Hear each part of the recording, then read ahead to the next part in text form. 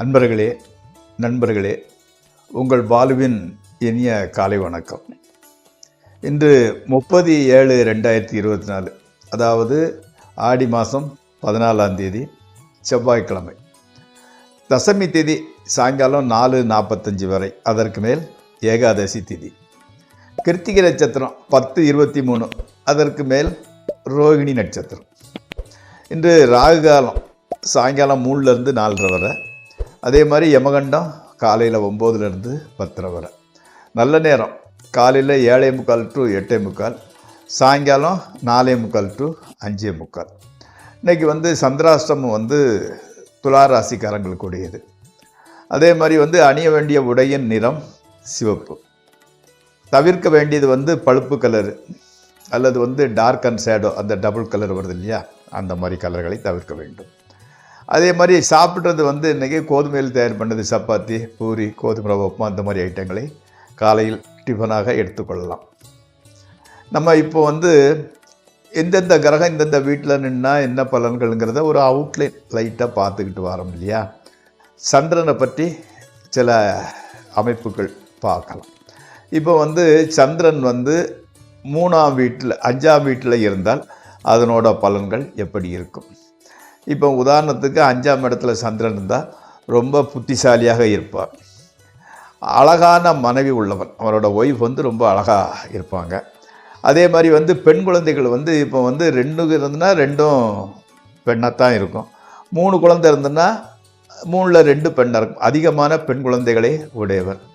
அதே மாதிரி வேதாந்த ஆராய்ச்சி, அந்த தத்துவ ஆராய்ச்சிகளெல்லாம் ஈடுபடக்கூடியவர். அடிக்கடி நல்ல வருமானம், எக்ஸ்ட்ரா வருமானம் வந்து கொண்டே இருக்கிறது. அதே மாதிரி வித்தை, அதாவது ஏதாவது ஒன்று கிடக்கணும்னு இடையிலே விட்டுருவார். ஏதாவது ஒரு வித்தை தடைப்பட்டு தான் இருக்கும், எல்லாமே கம்ப்ளீட்டாக ஆகாது. அடுத்து 6ஆம் வீட்டில் சந்திரன் இருந்தால் எப்படின்னா, பெண்களுக்கு கீழ்ப்படியில் உள்ள சுபாவம். அதாவது பெண்களுக்கு கொஞ்சம் பயந்தான் நடப்பார். அவர் சொன்னால் கேட்பார். அது அம்மாவாக இருக்கலாம், மனைவியாக இருக்கலாம், அக்காவாக இருந்தாலும் பெண்களுக்கு கீழ்ப்படியில் உள்ள ஒரு சுபாவம். அதே மாதிரி ஸ்திரீ ஜாதகமாக இருந்தால், பெண் ஜாதகத்தில் அந்த மாதிரி 6ஆம் இடத்துல சந்திரன் தான் ரொம்ப நன்மை அப்படி வரணும். அதே மாதிரி சோம்பேறித்தனம் கொஞ்சம் ஜாஸ்தியாக இருந்துக்கிட்டு இருக்கும். அதாவது அம்மா வழி சொந்தங்கள், தாயாதிகள்னு சொல்லுவாங்க, அவங்களால் கொஞ்சம் உபத்திரவம் அதிகமாக இருக்கும். வயிறு சம்பந்தப்பட்ட நோய் அடிக்கடி வந்துக்கிட்டு இருக்கும். அதே மாதிரி அவரோட சரீரம், பாடி ரொம்ப சாஃப்டாக இருக்கும், மிருதுவான சரீரம். இப்போ ஆண்கள்னால் கொஞ்சம் ரஃப்பாக இருக்கணும்னு சொல்லுவாங்க இல்லையா, இவருக்கு மிருதுவான சரீரத்தை பெற்றவர். இது அந்த 5ஆம் வீடு 6ஆம் வீடில் சந்திரன் இருந்தால் என்னங்கிறத பற்றி சொன்னோம். அடுத்தது நாளை பார்க்கலாம். இப்பொழுது ராசி பலன் நிகழ்ச்சிக்குள் செல்வோம். நண்பர்களே, இந்த ராசி பலன் நிகழ்ச்சி உங்களுக்கு பயனுடையதாக இருக்குமா? சப்ஸ்கிரைப் செய்யவும், லைக் செய்யவும். நிகழ்ச்சிக்குள் செல்வோம். மேசராசி, பல நன்மைகள் உண்டாகக்கூடிய ஒரு சமயம் இது. வீட்லேயும் சரி, வெளியும் சரி, கௌரவம், புகழ், மனமகிழ்ச்சி இதெல்லாம் உண்டாகும். அதே சமயத்தில் அதிக பண செலவு, பண விரயமும் ஏற்படும். இன்றைக்கி ஸ்பெக்குலேஷன் சம்மந்தப்பட்டது, பர்டிகுலராக ட்ரேடிங் செய்யாமல் இருக்கிறது நல்லது. அம்மாவோட ஹெல்த் கண்டிஷன் நன்றாகவே இருக்கிறது. அடுத்து ரிஷபராசி. ரிஷபராசிக்கு எப்படின்னு கேட்டிங்கன்னா, அதே கண்ணு காதில் எதுவும் பிரச்சனை வராமல் பார்த்துக்கோங்க. அதில் இருந்தால் சரியாகிவிடும், பெரிய ட்ரீட்மெண்ட் வேண்டியதில்லை. நீங்கள் உஷாராக இருப்பது நல்லது. அதே மாதிரி பெரிய பெரிய திட்டம்லாம் போட்டு வச்சுருக்கிறீங்க, அது நிறைவேறக்கூடிய சூழ்நிலை உருவாகிறது. குழந்தைகள் ஆரோக்கியமும் இருக்கிறாங்க, சந்தோஷமாகவும் இருந்துக்கிட்டு இருக்கிறாங்க. உடல் ஆரோக்கியம் ஓகே, ஹெல்த் கண்டிஷன் நல்லாயிருக்கு. கணவன் மனைவி உறவு கூட நன்றாகவே இருக்கிறது. ஓரளவு பரவாயில்ல நாளே இது. அடுத்து மிதுன ராசிக்காரங்க. மிதுன ராசிக்காரங்களுக்கு எப்படின்னு கேட்டிங்கன்னா, மேலதிகாரி சுப்பீரியர்ஸோட கோபத்துக்கு ஆளாக நேரிடும். ஆமாம். அதே சமயத்தில் உங்கள் வயசில் விட சின்னவங்களை கூட, வேலையில் கூட உங்களோட கீழ்மட்டத்தில் இருக்கிறவங்களுக்கு முன்னால் தலை குறிஞ்சு நிற்க வேண்டிய ஒரு சூழ்நிலை உருவாகலாம். அதனால் கொஞ்சம் உஷாராக இருங்க. ஆமாம். பணத்தட்டுப்பாடு, பண இழப்பு, வேஸ்ட்டாக கரைச்சி பண்ணுறது, பணம் டைட்டாக இருக்கிறது, அதே சமயத்தில் வந்து மனைவி மக்களால் மகிழ்ச்சி உண்டாகும். மற்ற இதனாலெல்லாம் பிரச்சனை வந்தால் கூட மனைவியோட வீட்டுக்குள்ள மனைவியோடால் குழந்தைகளால் மகிழ்ச்சியே உண்டாகும். ஆமாம் ஆமாம். அதே மாதிரி வந்து அந்த வழக்கு கோர்ட்டு கேஸு இது நடந்ததுன்னா, லிட்டிகேஷன் சம்மந்தப்பட்ட வழக்கு நடந்தால் அதனோட வரக்கூடிய முடிவுகள் வந்து திருப்திகரமாக இருக்காது. ஆமாம்.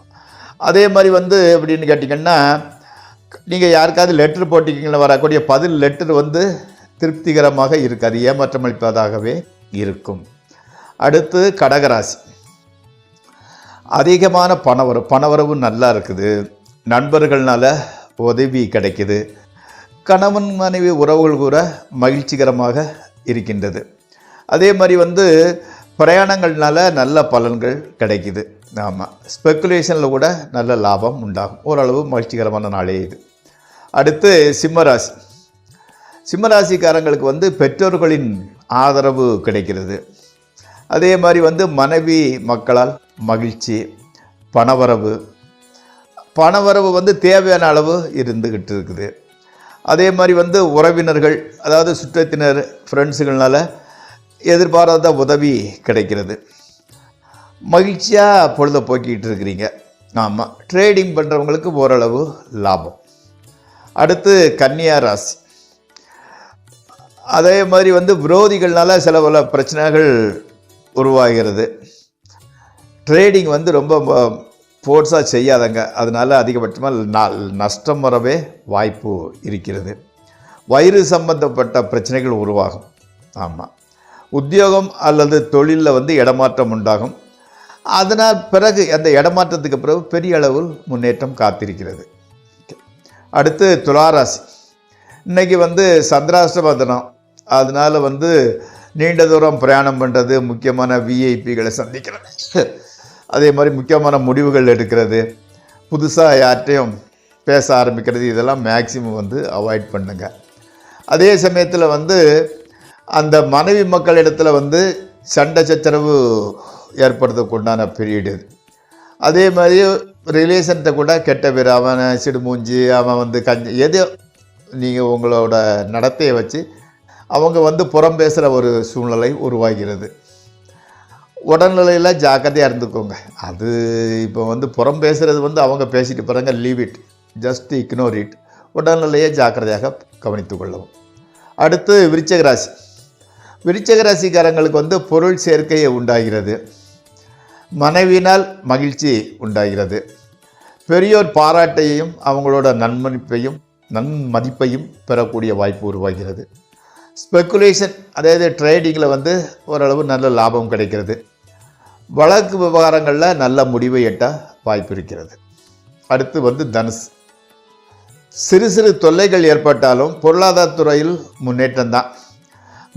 அதே மாதிரி வந்து மனமகிழ்ச்சியான நிகழ்ச்சிகள் அமையும், புது நண்பர்கள் வாய்ப்பார்கள், ஆடல் பாடல் நகைச்சுவை நிகழ்ச்சிகளை பார்ப்பதிலும் விருப்பமான உணவு உண்பதிலையும் மனம் ஈடுபடுகிறது.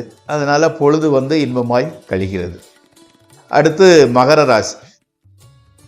மனக்கவலை, பொருள் நஷ்டம், வீண் தொல்லை ஏற்பட வாய்ப்பு உண்டது. இளைஞர்கள் வந்து எப்படின்னா, காதலியின் மூலம் மகிழ்ச்சி ஏற்படும். அவங்க சந்தித்து பேசி இருந்துக்கிட்டு இருக்கிறீங்க, அவங்கக்கிட்ட வந்து எப்படின்னா சந்தித்து பேசியே பொழுதை கழிச்சிருந்தீங்க. அதனால் வந்து வீண் செலவுகள் கூட உண்டாக வாய்ப்பு இருக்கிறது. மனைவி மக்கள் மூலம் மகிழ்ச்சி ஏற்படுவதற்கு வாய்ப்பு இருக்கிறது. அடுத்து கும்பராசி. வாழ்க்கையின் முன்னேற்றத்திற்கான வழிவகைகள் தெரிய ஆரம்பிக்கிறது, ஏற்படுகிறது. மாணவர்கள் மனம் வந்து கல்வியில் வந்து ரொம்ப உற்சாகமாக இன்வால்மெண்ட்டோடு ஈடுபடுறீங்க. பொருளாதாரத்தில் கூட ஓரளவு முன்னேற்றம். நிலம், வீடு போன்றது வந்து வாங்கிறதுக்கு விற்கிறதுக்கு ஒரு நல்ல நாள் தான். கணவன் மனைவி உறவு கூட நன்றாகவே இருக்கிறது. அடுத்தால வந்து மீனராசி. பொருள் வரவு, நண்பர்கள் உறவினர்கள் ஆகியோருடன் சுவையான ஒரு விருந்து, ஒரு பார்ட்டிக்கு போய் நல்ல விருந்து சாப்பிட்றதுக்கு உண்டான சூழ்நிலை. துணிமணி நகை வாங்க நல்ல வாய்ப்பு வந்துக்கிட்டு இருக்குது. கணவன் மனைவி உறவு மகிழ்ச்சியாய்லாம் இருக்குது. மாணவர்களுக்கு மாத்திரம் கல்வியில் ஈடுபாடு கொஞ்சம் கம்மியாக இருந்துக்கிட்டு இருக்குது. தொழில் செய்வோருக்கு நல்ல முன்னேற்றம். நண்பர்களே, இத்துடன் இந்த ராசி பலன் நிகழ்ச்சி, இன்றைய ராசி பலன் நிகழ்ச்சி நிறைவுறுகிறது. நாளை மீண்டும் சந்திப்போம். உங்கள் பாலு.